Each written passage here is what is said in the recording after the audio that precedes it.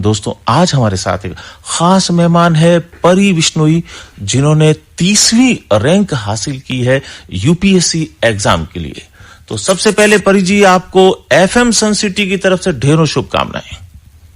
Hello, आपको बहुत बहुत बधाई। बहुत बहुत धन्यवाद। और आप सुन रही हैं तब तक बधाइयों की खूब सारी, वो क्या कहते हैं, तालियां आपके इस साउंड इफेक्ट के पीछे बज रही होंगी। कैसा लग रहा है आपको 30वीं रैंक प्राप्त करके? सर, बहुत ही खुशी महसूस हो रही है और माता पिता और परिवार और समाज को देख के और भी ज्यादा खुशी दोगुनी हो गई है। और एक रिलैक्स फील हो रहा है कि अब फाइनली जो काम करना था, जिस मकसद से ये परीक्षा की तैयारी करी थी, अब फाइनली काम करना भी शुरू किया जा सकता है। हाँ, अब बहुत हो गया जी। कौन सा प्रयास था वैसे आपका? सर, ये मेरा तीसरा प्रयास था। ओहो, 3 लगातार प्रयास किए और तीसरे, पहले 2 प्रयास का क्या परिणाम रहा? सर, पहला प्रयास तो मैंने तैयारी के साथ दिया था, तो वो मेरा सीरियस अटेम्प्ट नहीं था, वो एक्सपीरियंस के लिए दिया था, तो उसमें नहीं हो पाया था। दूसरे प्रयास में मैंने साक्षात्कार तक मैं गई थी, तो उसमें भी अनफॉर्चुनेटली नहीं हो पाया था। और फिर इस बार मैंने अपनी कमियों पे काम किया और थोड़ा और ज्यादा फोकस तरीके से मेहनत की और यहाँ तक पहुंच पाई।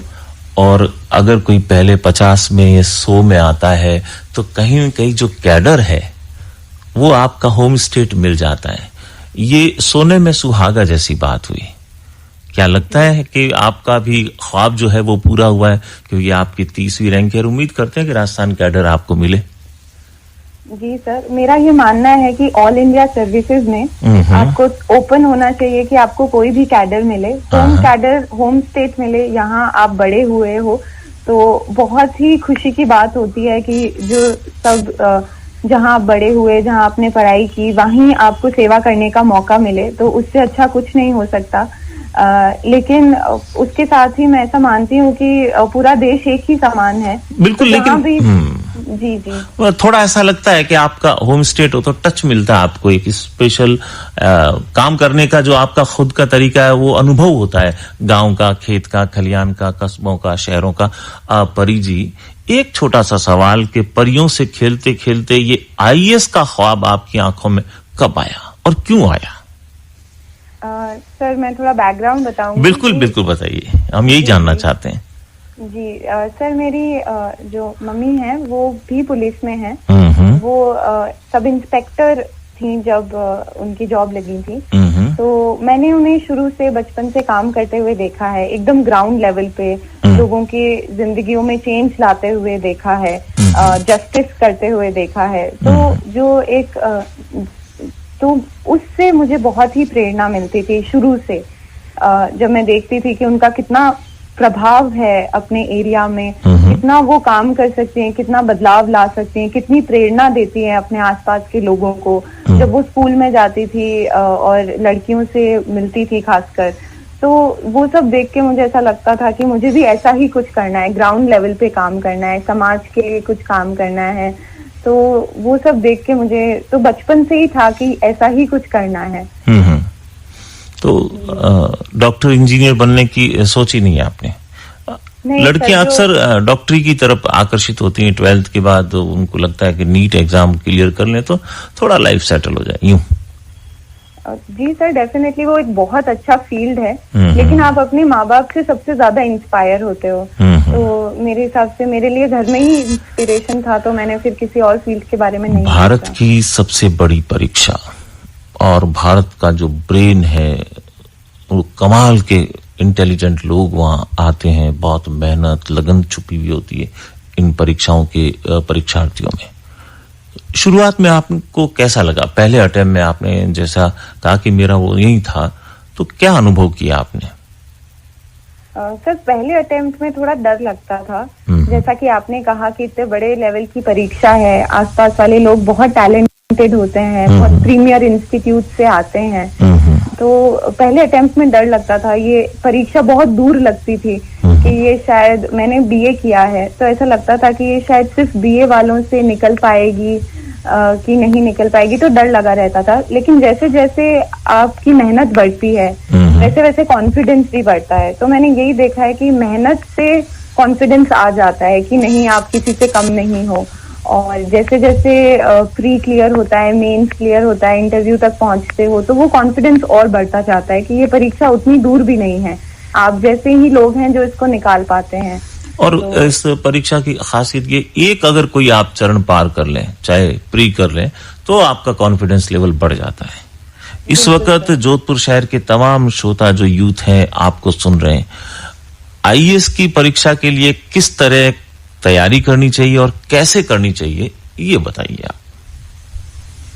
सर, आजकल ये इंफॉर्मेशन टेक्नोलॉजी के जमाने में बिल्कुल आई थिंक बहुत ज्यादा इंफॉर्मेशन अवेलेबल है ऑनलाइन, और आजकल सभी के पास मोबाइल, लैपटॉप, इंटरनेट की सुविधा उपलब्ध होती है।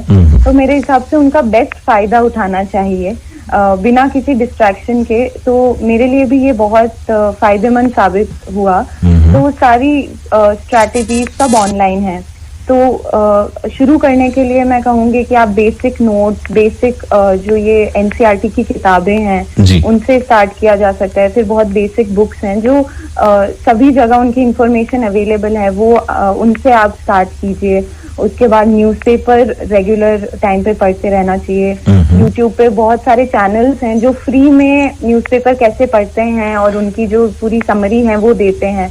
तो ये सब करके, और उसके बाद में आप टेस्ट सीरीज लगा सकते हो, वो भी फ्री में ऑनलाइन अवेलेबल रहती हैं। आप उनका प्रिंट आउट निकलवा के घर पे ही टेस्ट सॉल्व कर सकते हैं। तो मेरे हिसाब से आज के टाइम में तैयारी करना बहुत इजी हो गया है। आप अगर कहीं गांव में भी रहते हैं तो भी सारी सुविधा आपके एक फोन में उपलब्ध रहती है। बिल्कुल, इस फोन के जरिए आप पूरी दुनिया का ज्ञान है जो हासिल कर सकते हैं।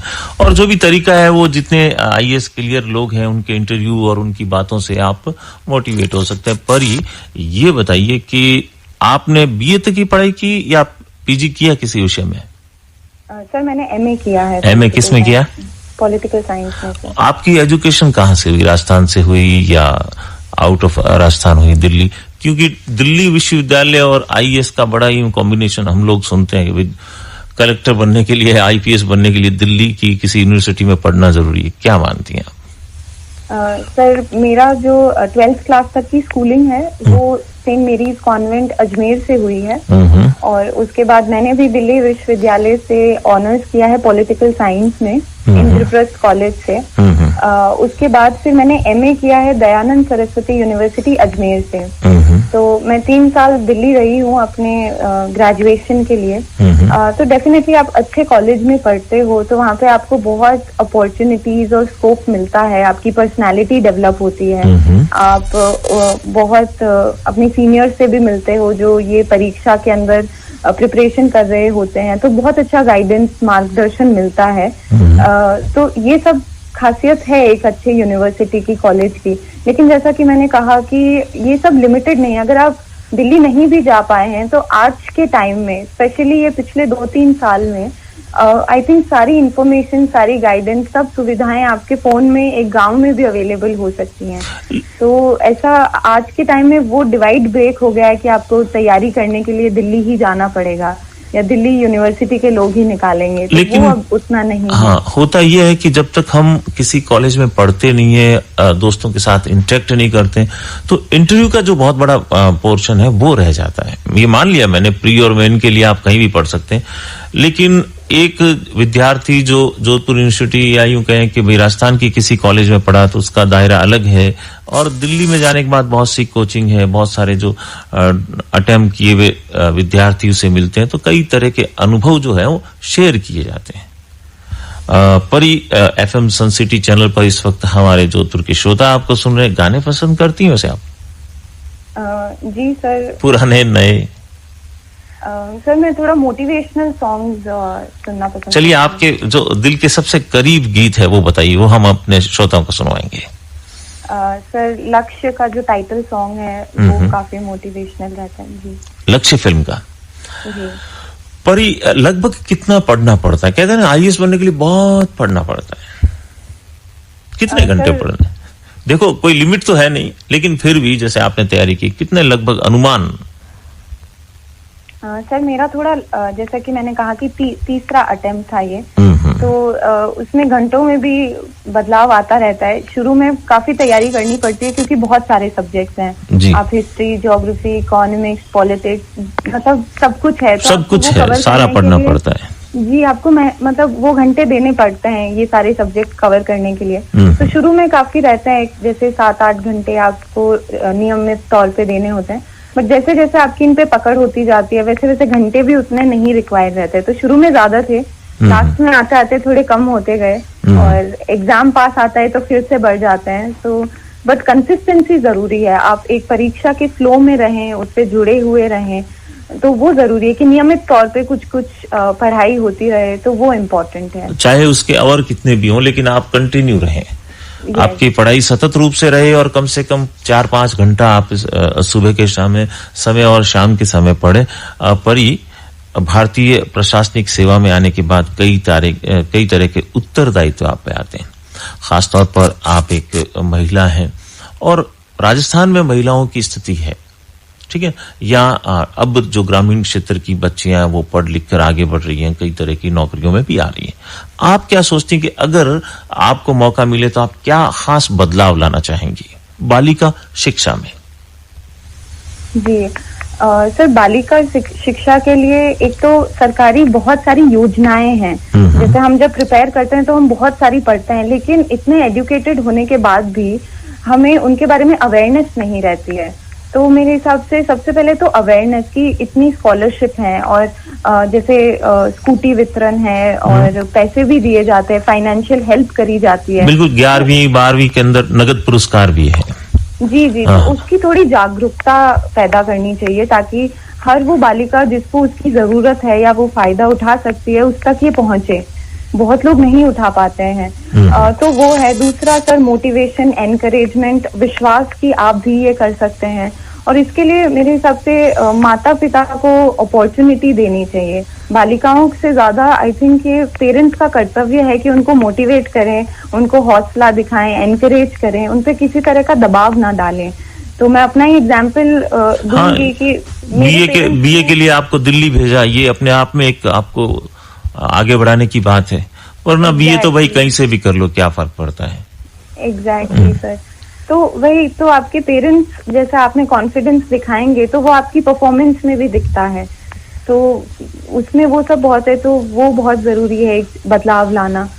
जी परी जी, आकाशवाणी का ये जो एफएम चैनल है और हमारे श्रोता आपको सुन रहे हैं, बधाइयां दे रहे हैं लगातार। और एक बात मैं आपको और पूछना चाहूंगा, सबसे पहले आपको किसने कहा परी आईएएस बन गई? सर, मेरी मदर का फोन आया था। वो ऑफिस जा चुकी थी और वहां से उन्होंने कॉल किया था। क्या रिएक्शन रहा, क्या आपको क्या लगा? सर, पहले आधे घंटे तक तो विश्वास नहीं हुआ था इसमें, लेकिन मम्मी कह रही है तो सच कह रही है। हाँ, पर मैंने फिर भी एक बार खुद यूपीएससी की वेबसाइट से चेक किया, अपना नाम देखा, रोल नंबर से मिलान किया, उसके बाद जाके थोड़ा विश्वास हुआ कि फाइनली हो गया है। और जो आपके दोस्त हैं उनका, जो आपके फ्रेंड सर्किल है, उनका क्या रिएक्शन रहा कि भाई नहीं 30वीं रैंक, बहुत टॉप 50 के अंदर आना बहुत मुश्किल काम है और 50 में आने वाले हर विद्यार्थी के मन में कहीं न कहीं शंका होती है कि चलो यार मेरा इस बार सिलेक्शन तो हो ही जाए। उम्मीद नहीं रहती, आपको थी उम्मीद पहले 50 के लिए? सर, मेरे पेपर अच्छे हुए थे तो थोड़ी उम्मीद तो थी कि सिलेक्शन हो जाएगा, पर रैंक बहुत अच्छी मिली तो वो उम्मीद से भी ज्यादा परे थी, तो बहुत खुशी हुई थी। फ्रेंड्स और फैमिली को भी हमेशा से विश्वास था, उन्होंने ही मुझे कॉन्फिडेंस दिया। तो जब ये आई तो उनकी खुशी मुझसे भी कहीं ज्यादा थी। कितने भाई बहन हैं आप? सर, मेरी एक छोटी बहन है। वो क्या करती है वैसे? वो लॉ कर रही है दिल्ली यूनिवर्सिटी से। तो वो प्रेरित हुई आपकी इस परीक्षा से कि नहीं अब वकील बनना नहीं, अब तो मैं आईएएस ही बनूंगी? नहीं सर, ऐसा होता है? जी इस फील्ड में तो नहीं, लेकिन आई थिंक जब आपके करीबी कोई ऐसे सक्सेस जिसे मिलता है तो आपको हर फील्ड में मेहनत करने का प्रेरणा मिलती है कि मेहनत से सब मुमकिन है। तो ये प्रेरणा तो मिलती है। तो बिल्कुल जब से रिजल्ट आया है उनका भी एक अलग ही मोटिवेशन हुआ है कि बिल्कुल हम भी बहुत कुछ कर सकते हैं। तो वो है। इस वक्त जो ग्रामीण बालिकाएं जो सुन रही हैं, खास तौर पर जो गांव है हमारे, और हमारा जो ये एफएम है बहुत दूर दराज तक सुना जाता है, तो उनको क्या कहना चाहेंगे कि अगर उनके पास देखो कई तरह की सुविधाएं नहीं होती है, किस तरह वो आगे बढ़ के और अपनी परीक्षाओं की तैयारी, मैं ये नहीं कह रहा कि वो कलेक्टर ही बने या आईएएस ही बने, वो अपने पांवों पे खड़ी हो सके, जिससे कि उनका जो आत्मविश्वास है वो बढ़े।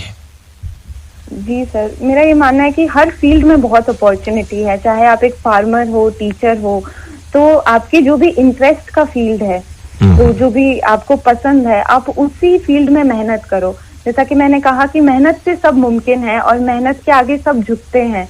तो अगर आप अपने परिवार वालों को विश्वास दिलाओ कि आप उतनी मेहनत करने का ताकत रखती हैं जो चाहिए, और फैमिली वाले भी एनकरेज करें, तो आप बस अपने और मैं एक ये भी चीज कहना चाहूंगी कि हमें फेलियर का बहुत डर होता है। बस फेलियर का डर है, भटकाव के रास्ते भी बहुत ज्यादा हो गए ना मोबाइल की वजह से।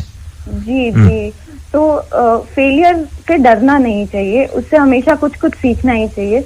मेरा खुद अनुभव है कि पिछले 2 बार में नहीं हुआ, लेकिन अब हुआ, क्योंकि वो फेलियर आपको बहुत कुछ सिखाता है। और असली मायने में अगर आपकी मेहनत सच्ची है और मन में ईमानदारी है, तो कोई फेलियर नहीं होता है, सब एक्सपीरियंस आपको बहुत कुछ सिखाता है, तो उससे डरना नहीं चाहिए। अगर सच्ची मेहनत है तो कहीं ना कहीं कुछ ना कुछ अच्छा जरूर होगा, आप एज अ पर्सन ग्रो जरूर करेंगे।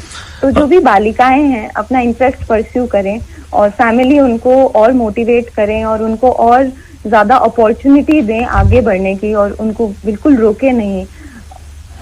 और ये जो फोन का डिस्ट्रैक्शन है, ये मेरे हिसाब से सबको होता है, गांव में, शहर में, लेकिन इससे कंट्रोल करना बहुत जरूरी है। आपका सेल्फ पे कंट्रोल होना चाहिए। एक फोन आपकी जिंदगी को नहीं चला सकता, आपको डिसाइड करना है कि आप कैसे उसे अपने बेहतर के लिए काम ले सकते हैं। लेकिन आजकल देखते हैं कि यंगस्टर जो है वो फोन को ही अपना जीवन मानते हैं। अगर 2 मिनट फोन दूर हो गया तो और क्या हो गया ये मेरे साथ, और फोन खराब हो जाना मतलब मूड खराब हो जाना। जी सर, फोन का उपयोग परी जैसे करें तो आप कामयाबी की सीढ़ी चढ़ सकते हैं और परियों की जो कहानियां हैं उन्हें सच कर सकते हैं। जी हाँ दोस्तों, 1021 एफएम पर परी बिश्नोई इस वक्त मेरे साथ है। परी, और कोई गीत जो आपके दिल के बहुत करीब हो जिसे आप सुनना चाहती हैं?